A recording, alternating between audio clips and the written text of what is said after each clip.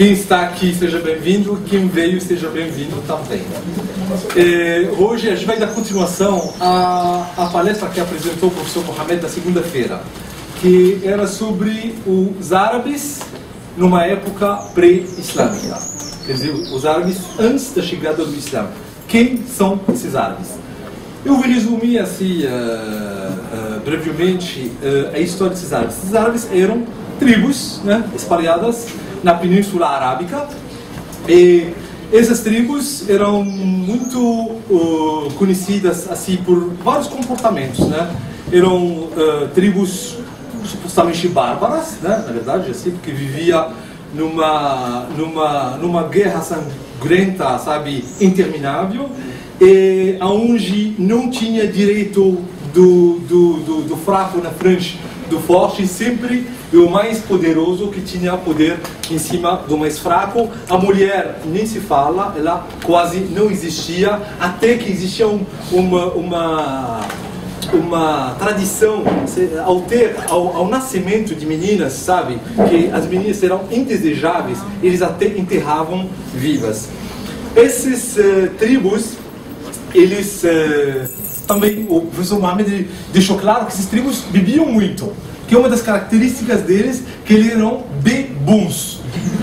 Se hoje vocês acham que os brasileiros bebem muito, então os árabes nessa época bebiam muito mais. Que muito mais, bebiam dia e noite e se vangloriavam disso, né? Se vangloriavam disso.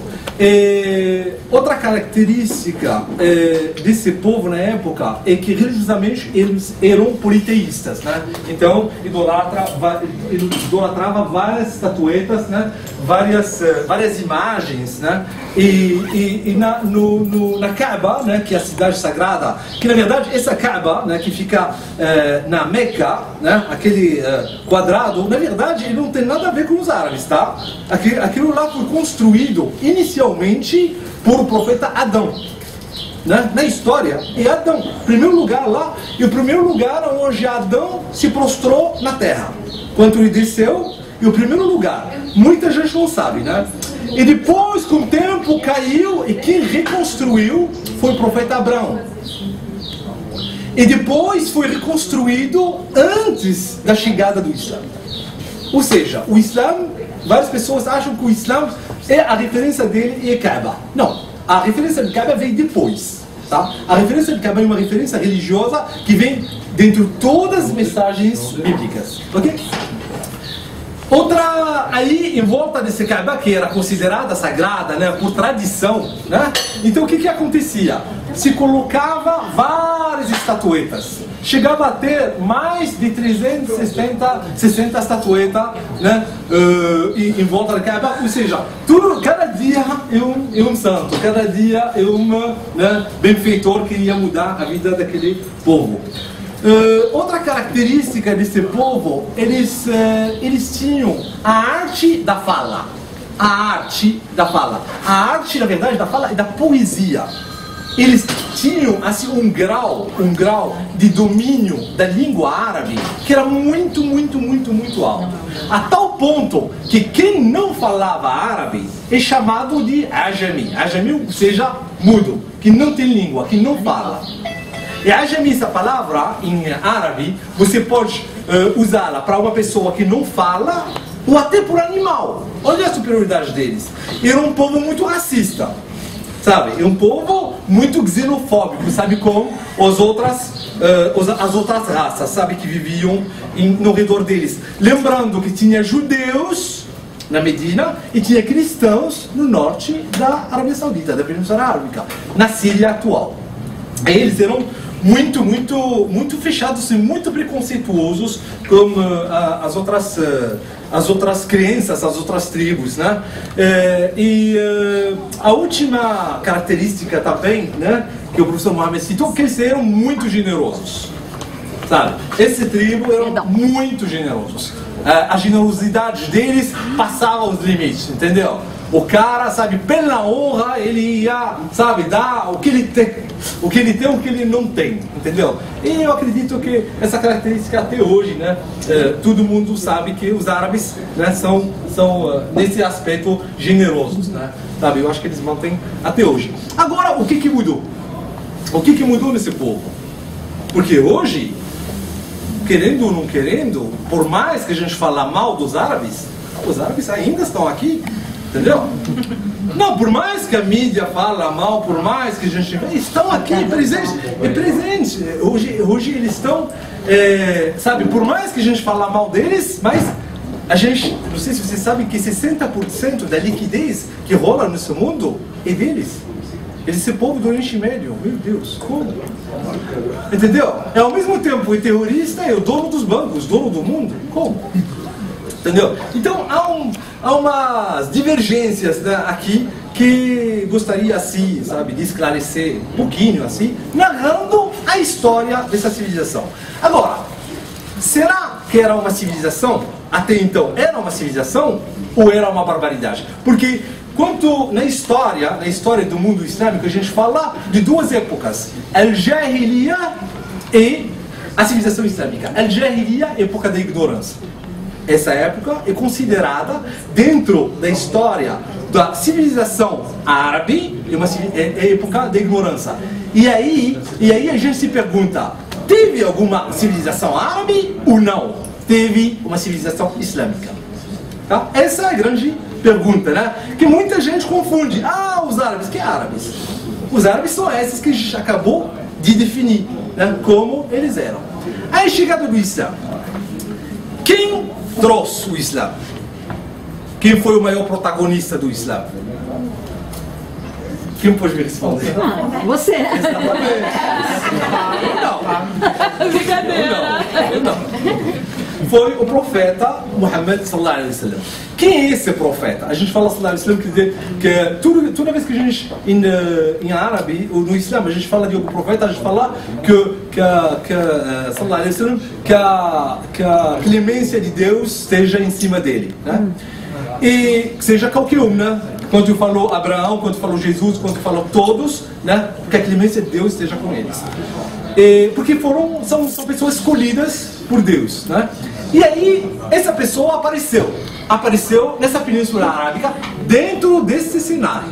Então imagine esse cenário de barbaridade, de loucura, de matança, aonde quem sobrevivia só o forte que sobrevive. Ele apareceu, essa pessoa, e recebeu a mensagem aos 40 anos de idade. Recebeu a mensagem, então aqui, em 630, o profeta Muhammad sallallahu alaihi wasallam uniu os árabes em torno de um único governo monoteísta.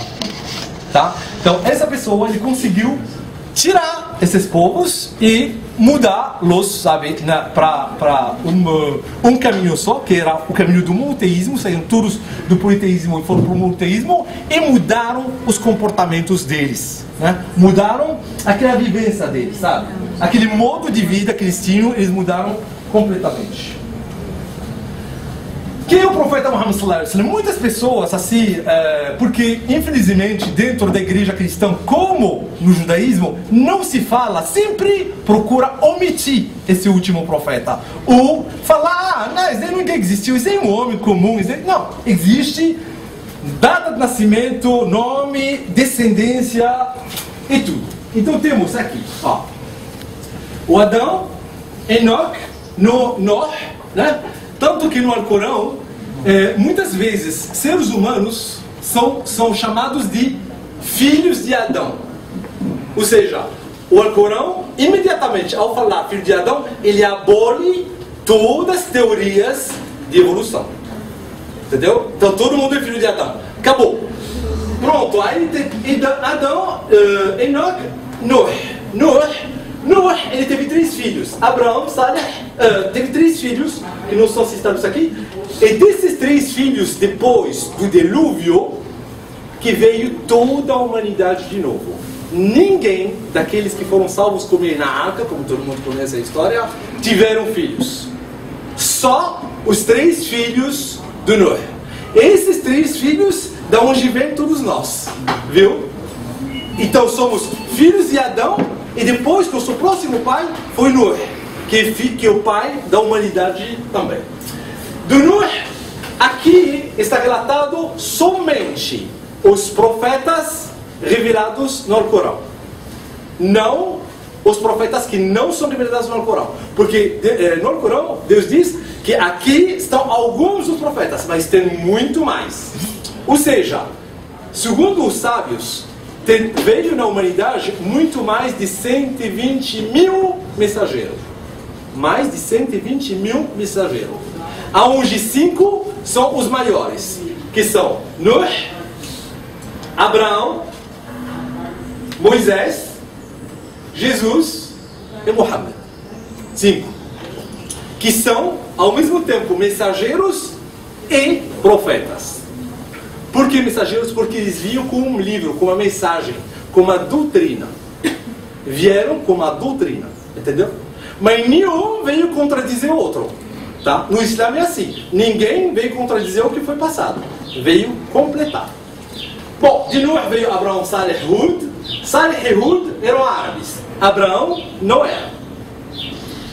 Do Abraão veio Isaac, Jacob, né? Depois Job, Isaías, depois Jacob, Jonas, José, David, depois Moisés, Haron, Elias, Elisha. Do David veio Salomão, Zacarias, Jonas, né? E Jesus.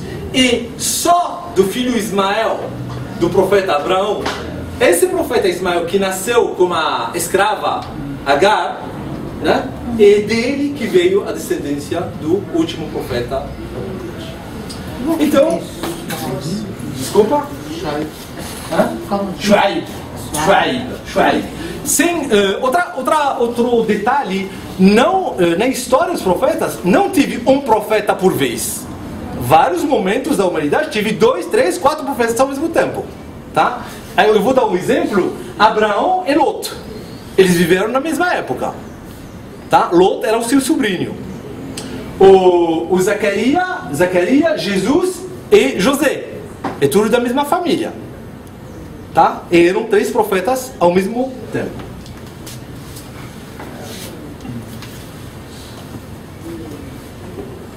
Apareceu o Islã, veio o livro sagrado, veio o profeta Muhammad, mudou tudo para sempre, até hoje. É impossível a gente, sabe? Eu acho que todos os dias a gente escuta, pelo menos na TV, sabe?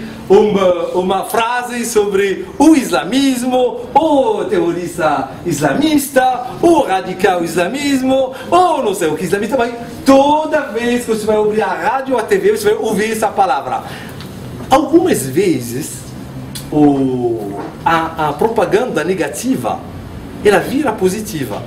E infelizmente, muita gente hoje busca conhecer o Islã só por causa dessa propaganda negativa. É assim.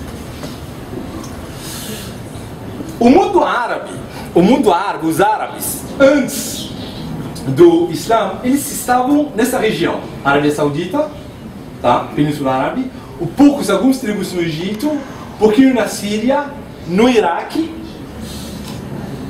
e um pouquinho no sul da Arábia Saudita. E aqui onde estavam, sabe, essas tribos árabes. Tá? O profeta Muhammad sallallahu alaihi wasallam, ele nasceu dentro de uma tribo Quraishitas que vivia dentro da Arábia Saudita. A vida deles: caravana, comércio, é isso. Enquanto não tinham o que vender, mata. Rouba as caravanas. Era assim. Entendeu? Até chegar o Islã, aí ele proibiu todos esses atos. Proibiu roubar, proibiu matar. Aonde se mata uma pessoa, é como se tivesse matado toda a humanidade, independentemente de o muçulmano ou não muçulmano. O Islã não vem dizendo, se você matou um não muçulmano, você vai ao paraíso. Isso aí é outra história de Mil e Uma Noite mediática. Se você mata qualquer pessoa, aliás, nem pessoa, um bicho, um animal, um gato, um rato, sei lá, você pode ser punido. Se aquele animal não pode te agredir, ou não ia te fazer mal, e você matou, esse daqui, você é punido por isso. Entendeu? Então no Islã se fala, se você mata uma pessoa, é como se tivesse matado toda a humanidade. E se você ajuda uma pessoa, é como se você tivesse ajudado toda a humanidade. Então a vida dele será essa.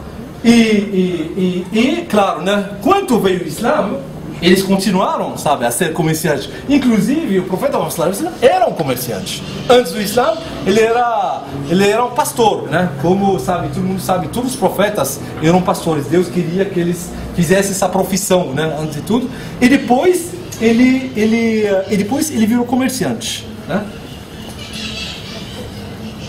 Aqui, os lugares atuais onde tinha tribos, né, meio espalhadas, né, dessa região, Egito, Síria, Iraque e Península Arábica.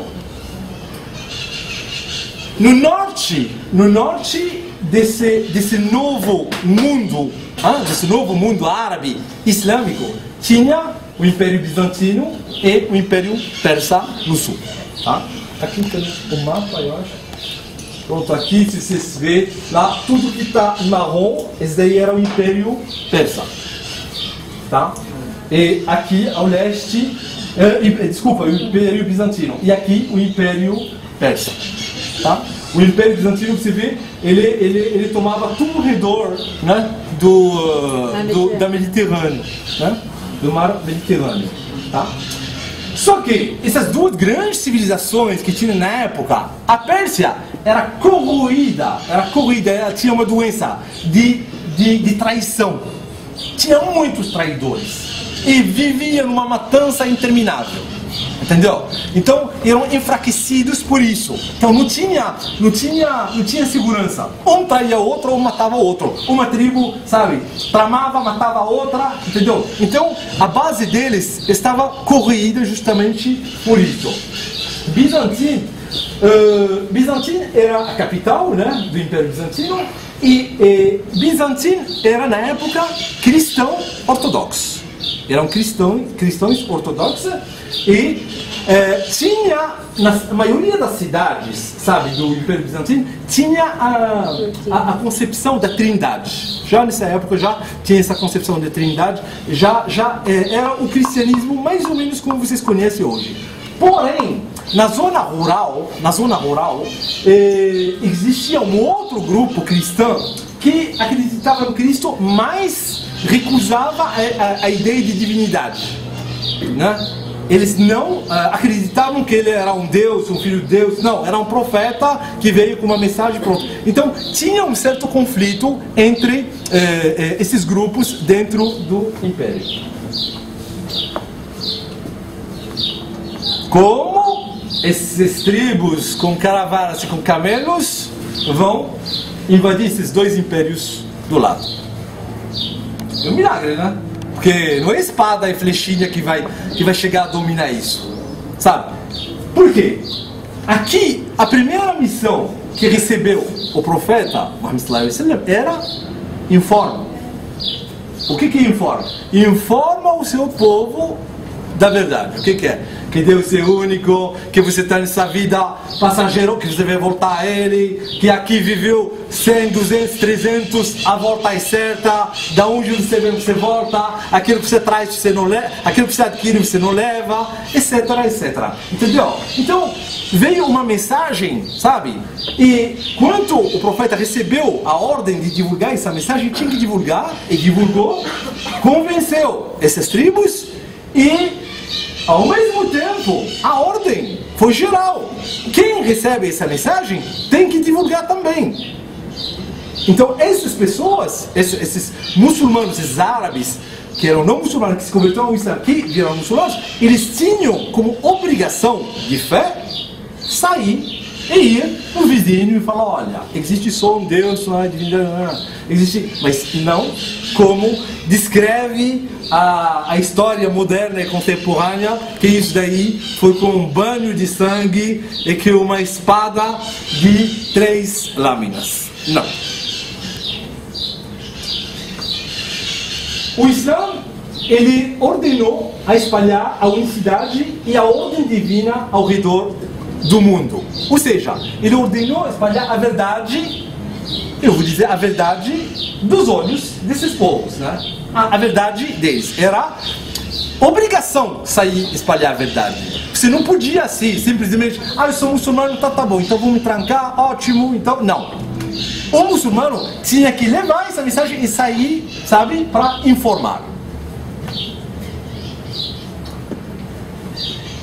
Após a morte do profeta, em 634, a liderança foi entregue sucessivamente, entre 634 e 660, a 4 califas. A gente chama eles de Khalifa Khulafa Rashidun, que quer dizer os califas, os sucessores bem guiados. Né? Eles não eram profetas, mas eram sucessores bem guiados. Por que esses sucessores bem guiados? Porque eram, na verdade, pessoas que creram, sabe, no Islã desde o primeiro momento e acompanharam o profeta do começo até o fim, né? Até a morte dele, né? E a sucessão foi assim, né? Foi realmente por voto democrático, não foi, não, eu que era o mais próximo, não, foi assim. E todo mundo se reúne, eu acho. E aí, sucessivamente, foi primeiro Abu Bakr Siddiq, tá?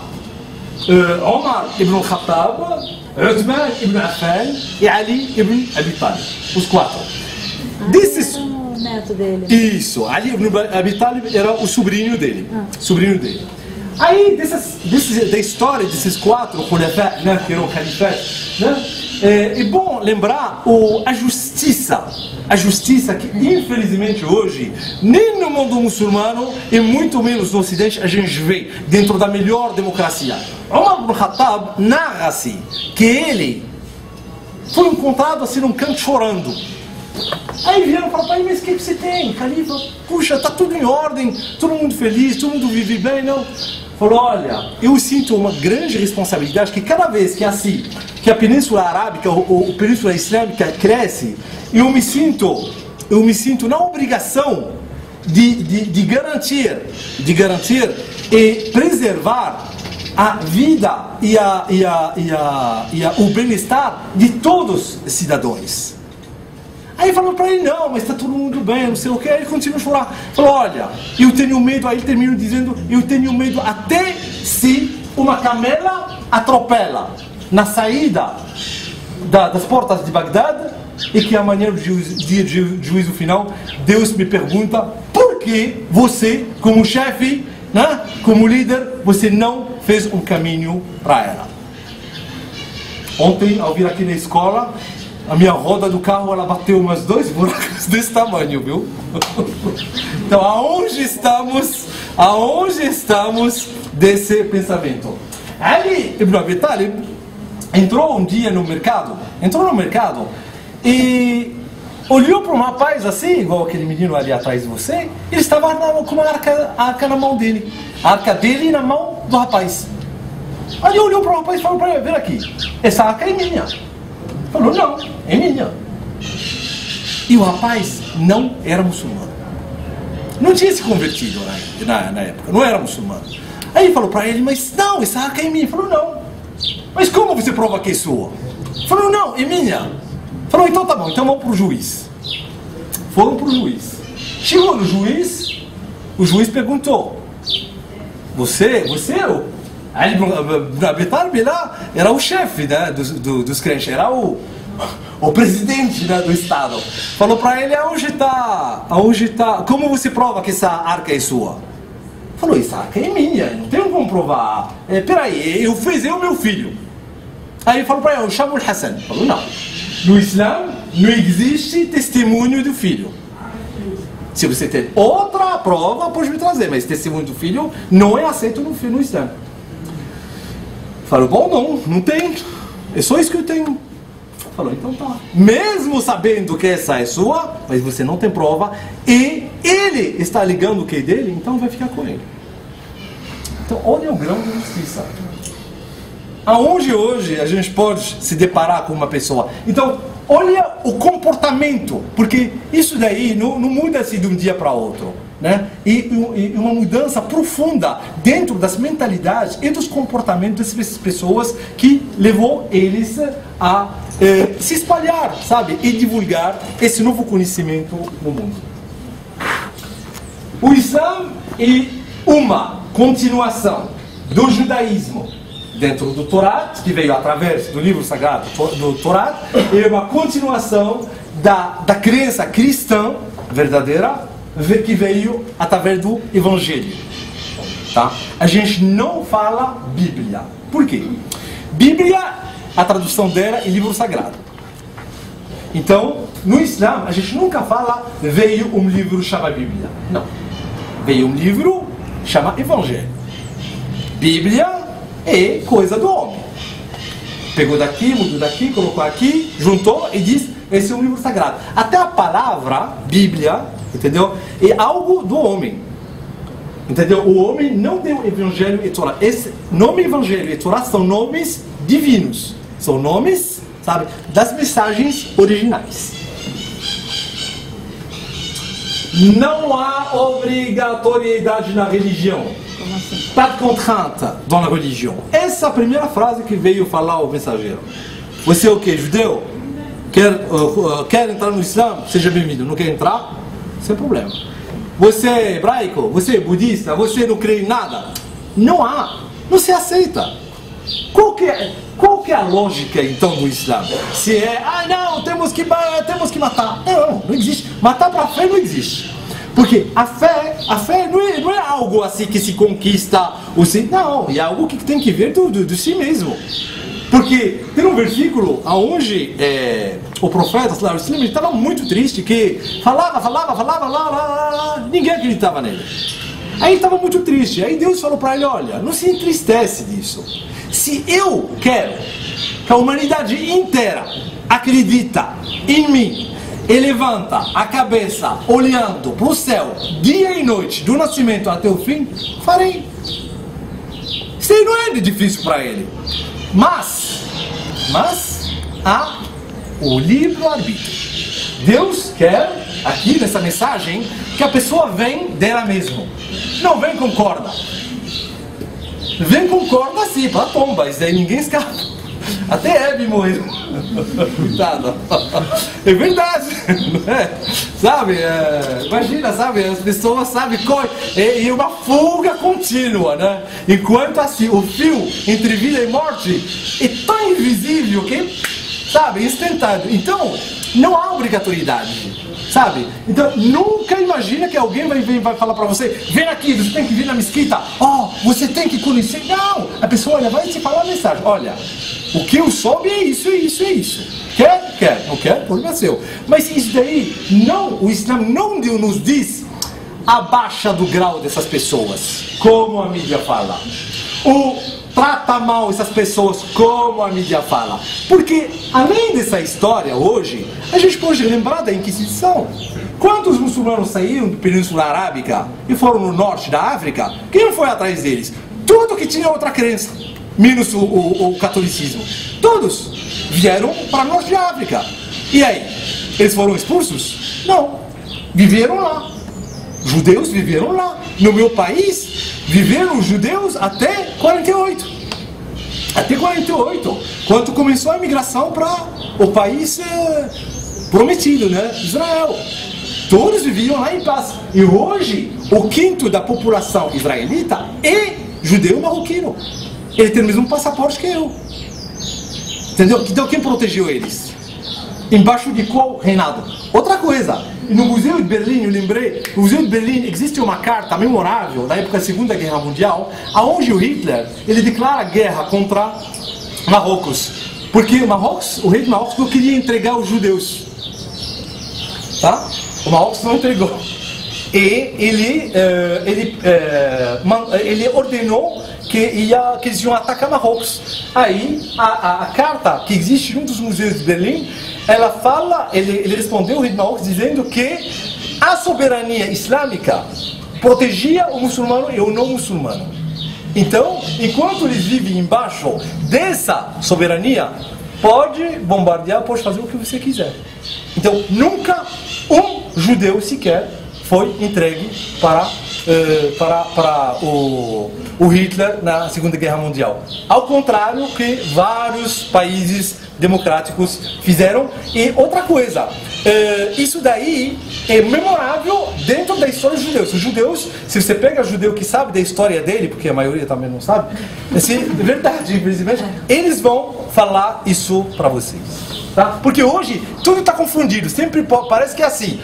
Aquele homem de barba que fala Allahu Akbar é o primeiro inimigo de qualquer cidadania e de qualquer nacionalidade e de qualquer fé. Não, totalmente errado. Mas o novo poder deveria comandar com as leis de Deus. Essa é a regra. Ah, porque todo mundo fala, mas peraí, por que eles foram no Império Bizantino? O que eles iam fazer lá no Bizantino? Não, eles iam mandar e tiveram a ordem de aplicar as leis de Deus. Eu não te obrigo a entrar na minha religião, só que a partir de agora, se você rouba, corta a mão. Se não é sua mulher, você não sai com ela. Se você tem um filho, você tem que reconhecer. Entendeu? E assim, você não precisa rezar, não precisa fazer nada do culto religioso. Mas as leis de Deus têm que ser aplicadas. Allah, muitas pessoas confundem. A mídia, ela é diabólica mesmo. Ela vem várias vezes eu escuto, o Allah dos árabes, o Allah dos muçulmanos. O que é Allah dos muçulmanos? Pergunta para um judeu de Marrocos, como que ele chama Deus? Allah. Vai lá na Síria e fala para eles, entra numa missa, numa igreja católica, ortodoxa, não sei o que. O que eles vão falar? Allah. Allah é a palavra árabe que quer dizer Deus. Ou seja, Deus, como a ideia da unicidade e do monoteísmo é muito grande, a unicidade, principalmente, Allah, ela não tem nem masculino, nem feminino, nem singular, nem plural. Deus já tem. Deusa e deuses. Aí confundiu tudo. E por isso, com o árabe não vai falar Deus. Porque Deus, dentro de todos os dicionários, em todos os idiomas, eu sou o Deus da minha família.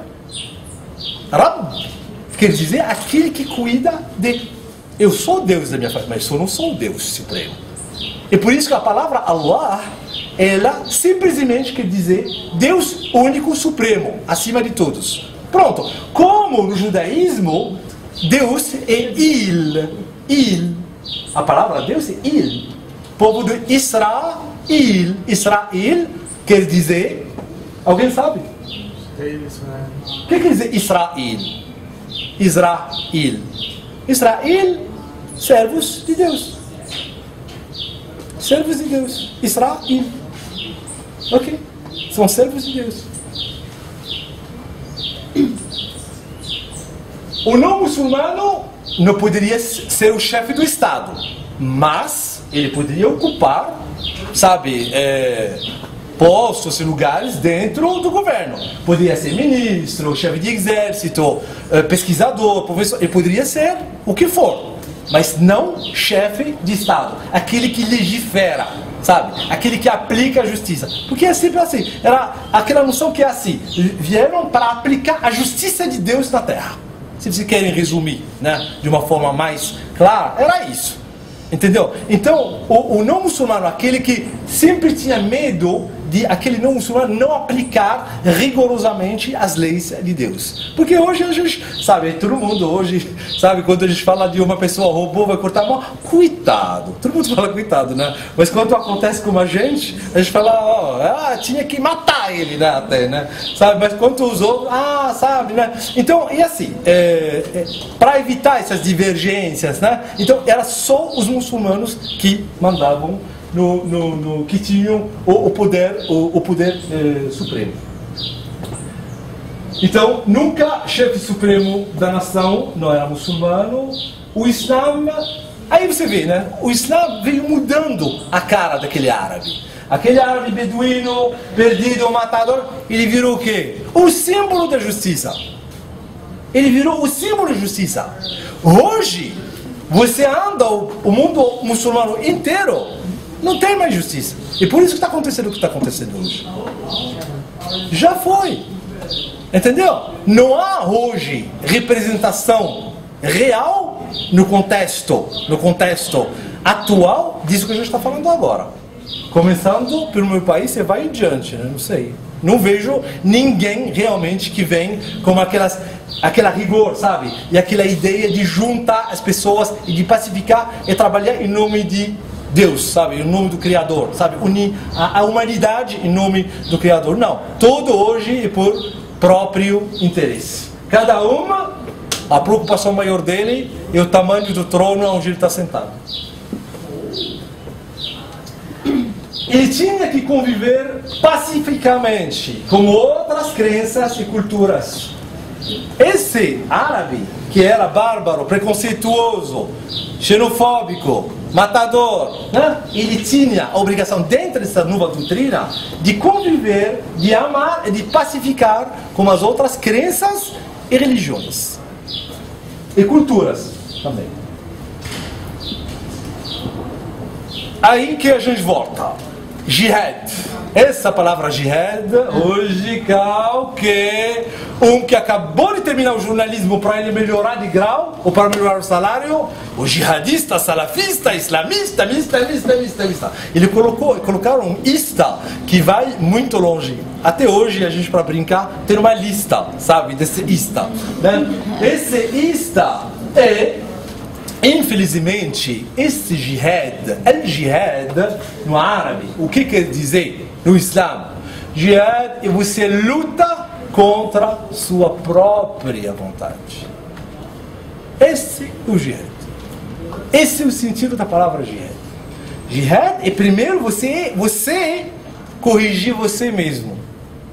Porque seu primeiro inimigo, antes de ser o vizinho que tem outra crença, o outro que tem outra cultura, o outro que está pelado, o outro que está vestido, o outro, é você. Corrige você primeiro, antes de ver os outros. E quando você vê os outros, quem é você para julgar? Isso é o Islã. Quem é você para julgar? Quem é você? Você pode orientar, pode conversar, pode compartilhar, pode discutir, mas você não joga. Quem joga é quem criou. Ele não falou para você que se eu quero que todo mundo levanta e fica dia e noite inovando, eu farei? Mas não, então você orienta, fala, sabe, dá um bom exemplo através de sua conduta, entendeu? Não vem falar, oh, jihadista, veio. Então, ao espalhar essa nova filosofia da vida, essa nova crença, esse novo modo de viver, eles não eram vistos, né? Pelo menos a maioria, a gente no meu país, a gente não fala, a gente foi colonizado pelos árabes, nunca. A gente se abriu através dos árabes. E é assim que a gente fala. A gente se abriu. A gente vai voltar a essa palavra de abertura. Então, o comportamento não era o colonizador o intruso. Era o anfitrião que procurava ser convidado. É convidado, não é confiado. Convidado. Tá? Ele procurava ser convidado. Chegava a você, conversava, olha, tem uma religião. Tanto que a grande conquista, a grande conquista de todo o Império Islâmico foi feita pacificamente. Foi feita mais de uma forma espiritual que militar. Muito mais. Como chegou o Islã na China? Ué? Aquele povo beduíno tinha 3 espadas e Imagina a China. Como? Hoje tem mais de 150 milhões de muçulmanos da China. Como? Era o comportamento dos muçulmanos. Aí tem uma história deles, mas que eu não vou narrar agora. Então, a palavra conquistas, né, em árabe, a palavra chama futuhat. E futuhat quer dizer aberturas. Futuhat quer dizer abriu, futuhat. Abriu, né? Fataha é abrir. Miftah é chave. Então eram aberturas. Aberturas aqui. Era abrir o espaço para a luz do Deus. Abrir o espaço para a luz do Criador. Abertura dos povos a caminho da verdade. Veio falar, olha, essa é a verdade que nós recebemos. Creu, não creu, sabe?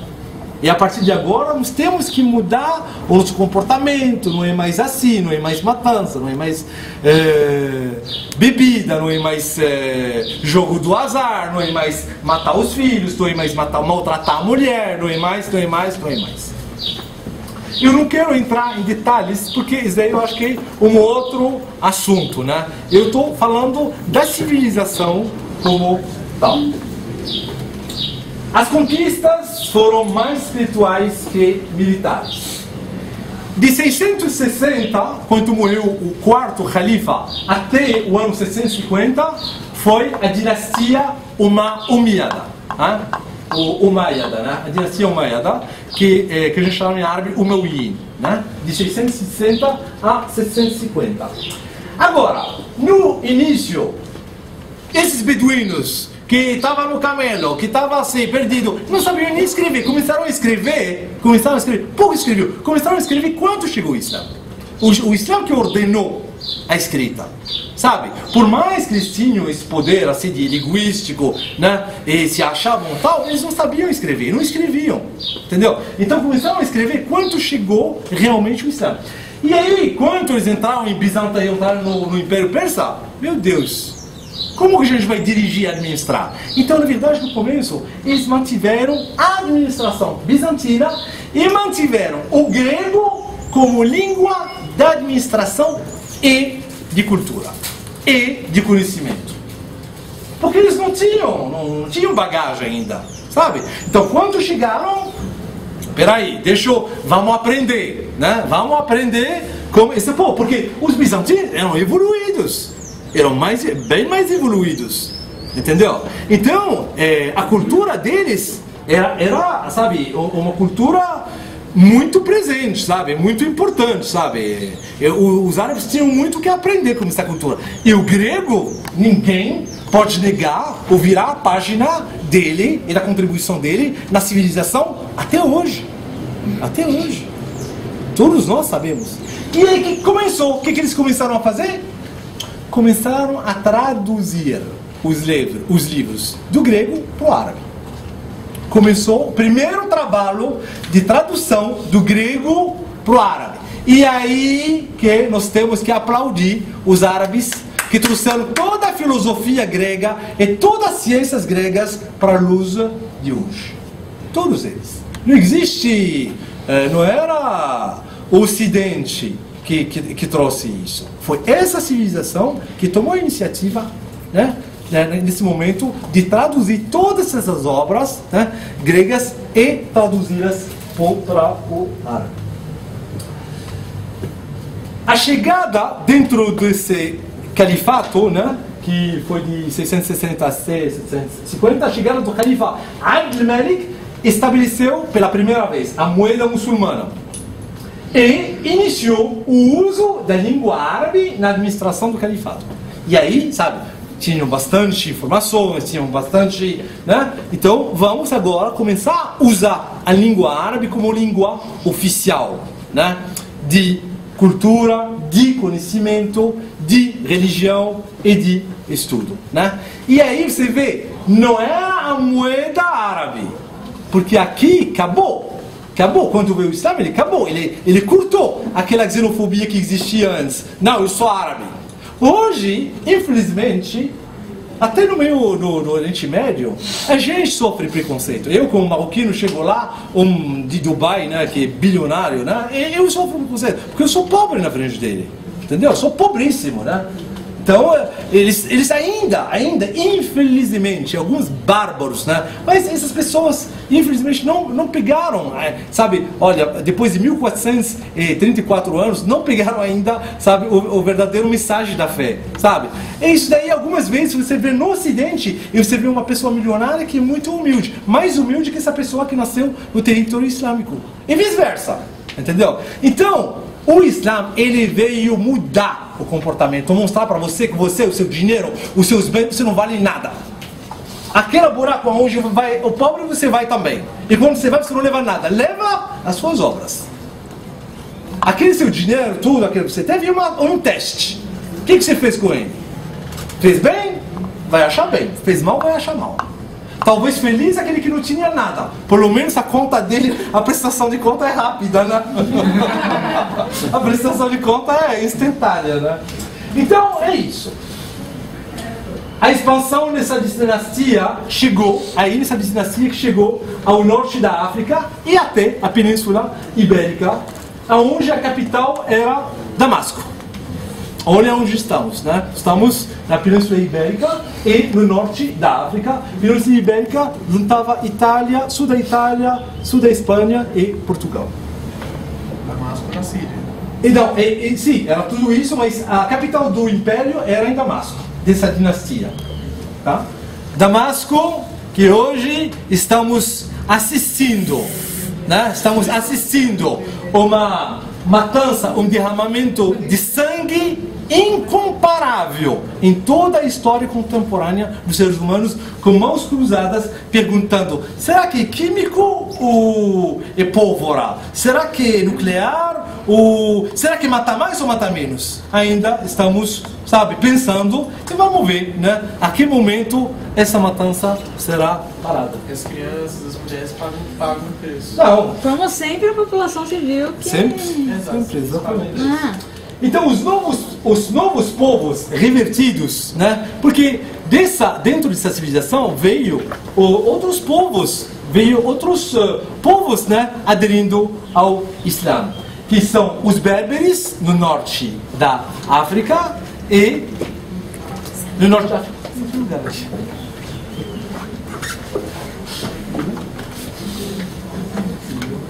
Então eram os berberes no norte da África e os persas no Irã, que começaram eles mesmos a espalhar essa nova mensagem com um novo entusiasmo, entendeu? Agora não cabe mais aquelas tribos lá, que eram lá dos árabes, de outra... Não, hoje outros povos pegaram essa causa e começaram a espalhá-la, sabe, ao redor deles. E assim através desse povo berber do norte da África, que muitos países da África subsaariana se converteram ao Islã. Tá? Através desse povo berber. E também na Ásia, os iranianos, os tchetchenos, o Uzbequistão, hoje, eles espalharam muito em toda aquela região, até em toda a Ásia. O que era o Islã? O que era o Islã? Simples. Por que esse povo aderiu? Porque tanta gente, né, do leste até o oeste veio aderindo. Sabe, berber e persa é totalmente diferente. Entendeu? Europeus, africanos, né? Então eram culturas muito diferentes. Mas como que era essa mensagem que todo mundo pegou com braços abertos? Era crença em Deus único, sem associações. Essa era a primeira regra. Não há outra divindade senão o único Criador. Pronto, ponto final. Não vem nem esse daí vai pedir para mim, nem esse... Não, se você quer pedir você mesmo.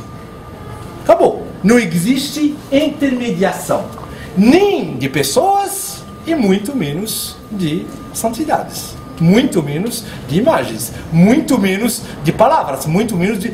Você tem uma relação direta e contínua com seu Criador, independentemente de todo mundo. Então, esse é o primeiro e o maior pilar do Islã. Então, a mensagem era simples.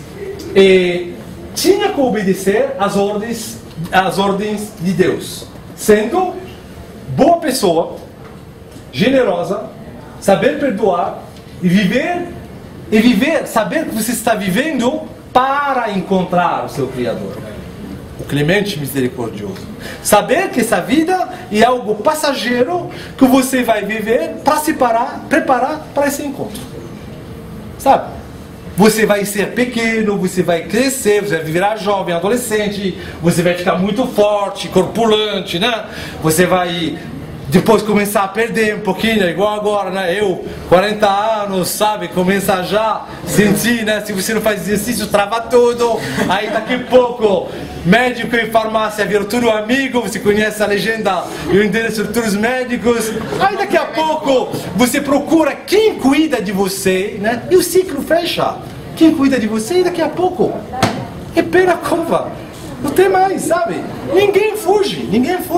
Mas a grande pergunta que o Islã traz é quanto tempo você vive em cima da terra e quanto tempo você fica embaixo.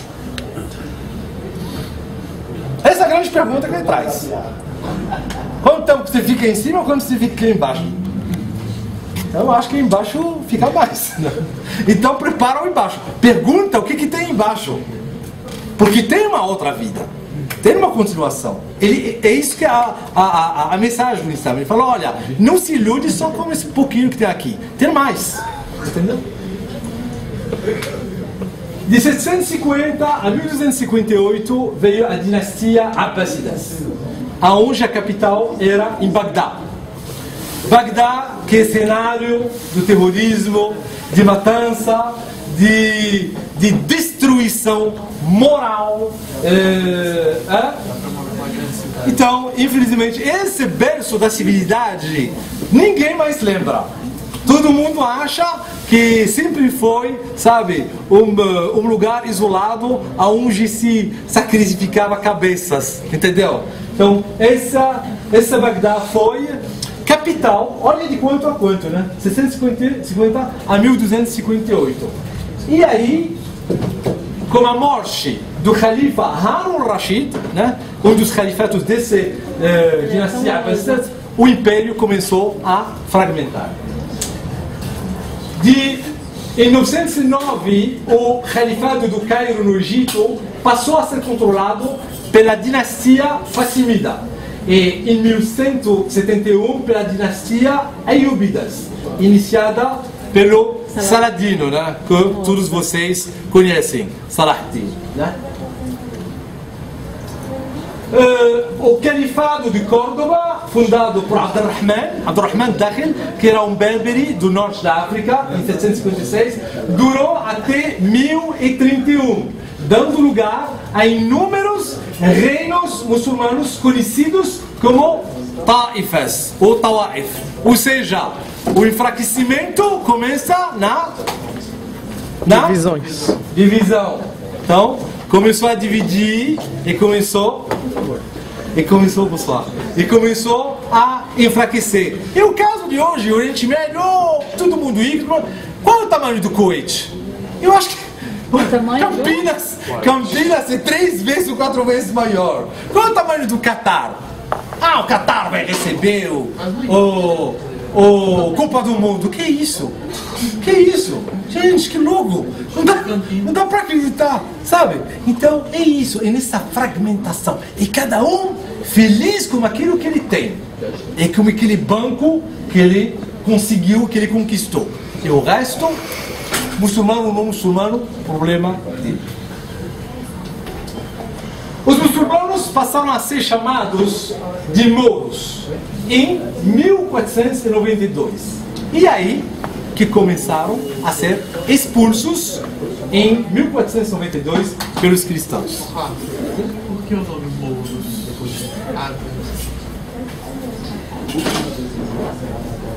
O controle turco-otomano, o controle turco-otomano começou a ter grande influência no califato desde os Abbásidas, né? E aí, em 1055, começou a ter esse controle em 1055. E depois passou a ter o controle do grande império até o término da Primeira Guerra Mundial. Tá? Então, depois daquela fragmentação, veio o Império Otomano, tomou conta de tudo, né? Mas continuou, sabe, naquela fragilidade, né? Até a Primeira Guerra Mundial. E aí, todas essas regiões que faziam parte do Império Otomano tornaram-se independentes sob a tutela dos novos colonizadores, que são a Inglaterra e a França.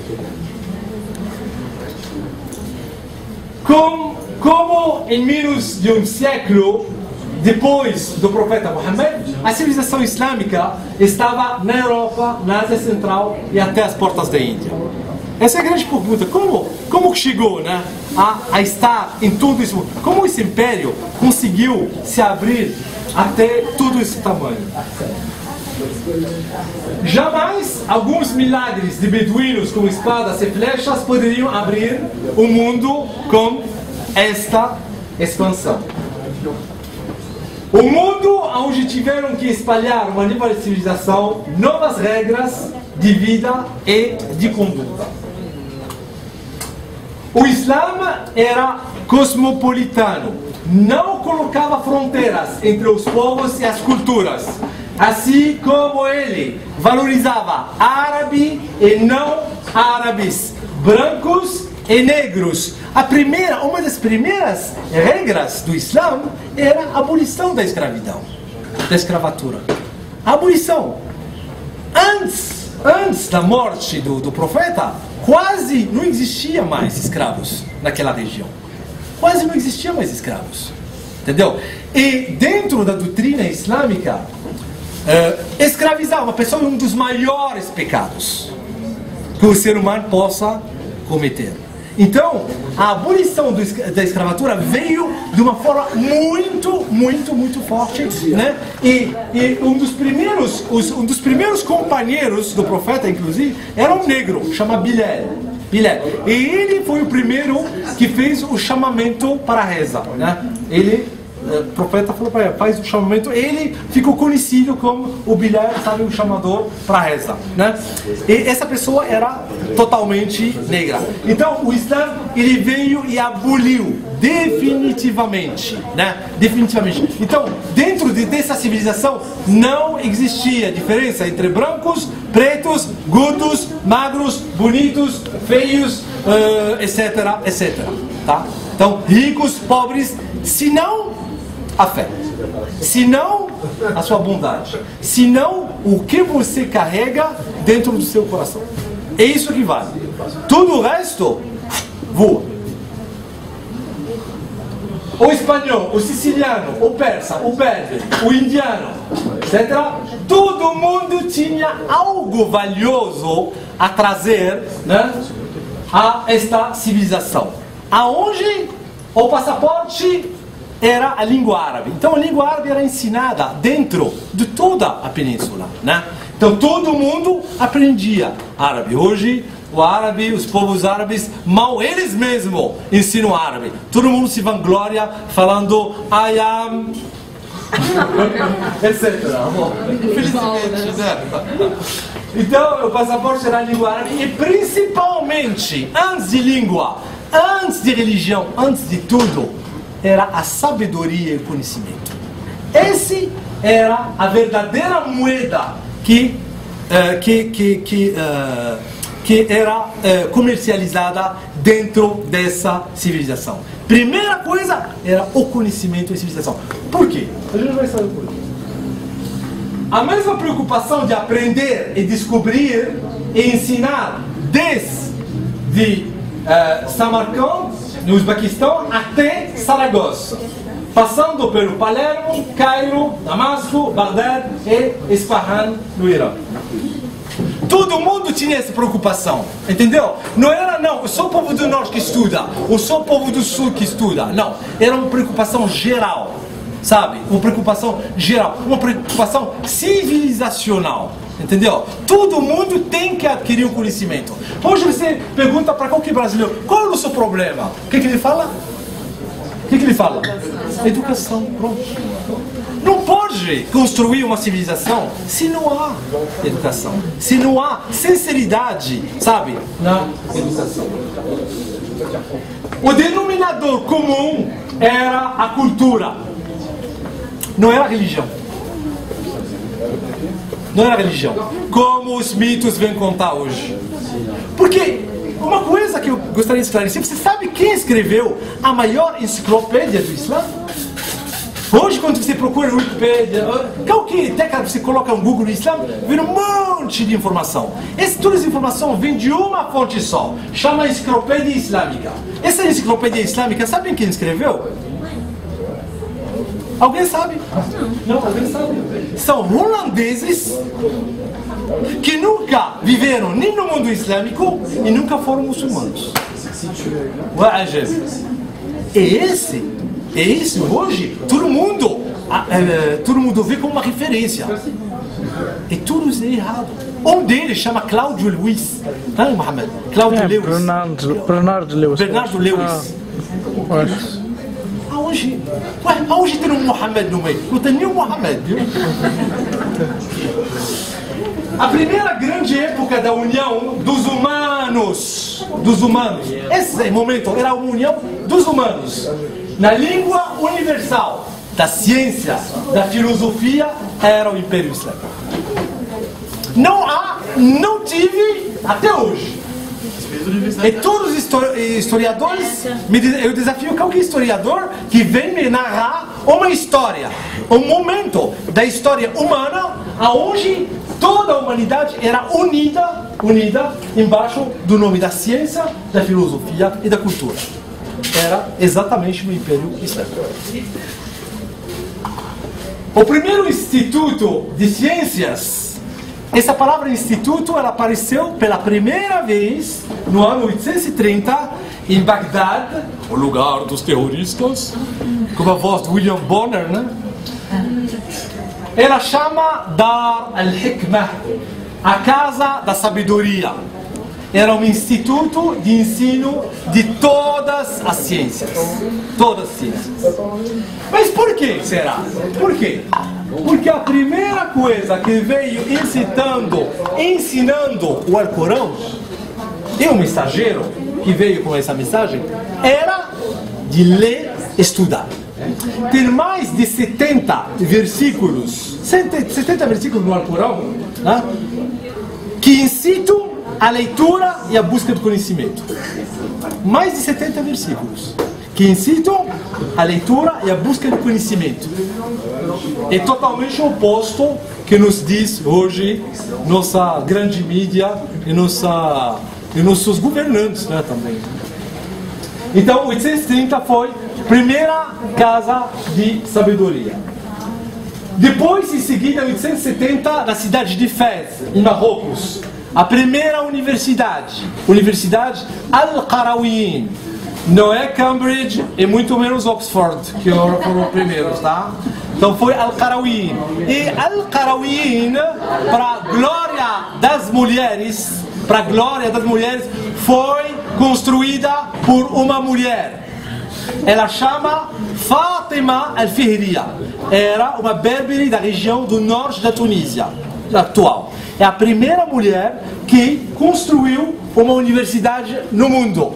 E aí a gente vê o papel da mulher no Islã. Não é porque ela se protegeu o pudor dela que ela não tinha cérebro, né? Então, em 870, na cidade de Fez. Fez é considerada hoje a capital espiritual de Marrocos. Tá? É considerada a capital espiritual e intelectual também de Marrocos. E essa capital ela atraiu muitos europeus, cristãos europeus e judeus que se converteram ao Islã depois. Tanto que hoje, essa cidade ela tem a característica que todo mundo é branquinho, todo mundo é loirinho, todo mundo... É, aspecto diferente, né? Tanto nem dos moros e nem dos berberes, né? Eles são diferentes. São mais europeanizados. E são civilizados, eu posso dizer também, né? São bem... Verdade, são vistos como povo bem civilizado. E todos eles vieram de outras culturas e se converteram ao Islã nessa região. Outra coisa, olha mesmo sobre isso, je peux pas parler avec un présentateur. Outra coisa, je peux pas crier plus que vous, les gens derrière, s'il vous plaît, je peux pas crier plus que vous. Donc, 870, então, era em Fez, em Marrocos. Agora, a palavra universidade veio da onde? O inverso. Essa palavra é árabe, que quer dizer jama, junta, une. E jama, o conceito de jama era o lugar do culto religioso inicialmente e depois de cultura e sabedoria. E por isso que a universidade, tanto a universidade Al-Qarawiyyin como a Dar al-Hikmah eram mesquitas também. Eram mesquitas. Até hoje essa universidade existe na cidade de Fez. Você vai lá, você vai ver uma grande mesquita e você vai ver os espaços aonde se estudava cada ciência. Tá? Terceiro lugar, a Universidade Al-Azhar. Azhar, no Cairo, em 1970. Essa universidade também existe até hoje. Todo mundo, eu acho que já ouviu falar, né? não sei, Azhar, fica no Cairo. Tudo isso veio de uma mensagem divina que começou na sua revelação pela palavra lei, lei, lei. O profeta Muhammad sallallahu alaihi wasallam estava na grota quando desceu o anjo Gabriel, o Espírito Santo, veio para ele e mandou ele ler. Aí ele falou: eu não sou leitor, não sei ler. Falou: lê. Falou: não sei ler. Falou: lê em nome de teu Senhor que criou o ser humano de uma aderência. Lê, e teu Senhor é o mais generoso, que ensinou a escrever com o calamo. O calamo quer dizer caneta, o lápis, tá? Bil calam. Ele engloba os dois. Ensinou ao ser humano o que ele não sabia. Que ele não sabia. Esse daí é um versículo da Surat Al-Alaq, versículo 1 a 5 no Alcorão Sagrado. Essa daí foi a primeira revelação que desceu sobre o profeta Muhammad sallallahu alaihi wasallam. Essa revelação, uma das mudanças que mudaram o mundo toda essa época. E hoje, ainda, graças a Deus, existe gente ainda que mantém essa fé e mantém esse comportamento verdadeiro islâmico, né? Então, o Alcorão, tem mais de 70 versículos do Alcorão que incitam a busca do conhecimento. O profeta Muhammad sallallahu alaihi wasallam deixou alguns ditos, sabe, para toda a humanidade. O melhor de vocês é aquele que adquire o conhecimento e o ensina. Ele diz também: procuram conhecimento desde o berço até a morte. E procuram o conhecimento até na China. Essas daí são 3 frases muito famosas do profeta Muhammad sallallahu alaihi wasallam. Então, essa civilização era a civilização do conhecimento e da cultura. Só que hoje, aonde ela está? Aonde ela está? Em nome de money. Em nome do money for everybody. Porque, né? Em nome disso daí, hoje ela está no nome das bocas de todos os jornalistas com aquela terminação ista, mista, etc. Agradeço a paciência de todo mundo. Espero que aproveitaram, aprenderam algo diferente, né, dentro dessa apresentação. Muito obrigado pela presença e até uma próxima vez, se Deus quiser. Agora eu dou espaço a perguntas, né? Primeiro, o meu querido David me perguntou o que é moros. Moros em árabe. محمد جاوب على السؤال ده. لا انا ما اعرف. أو مش عارف. لا ما اعرفش دي. Os moros, na verdade, eram as pessoas que tinham uma cor não europeia. Tá? Os morenos, na verdade. Os morenos. Então, que tinham traços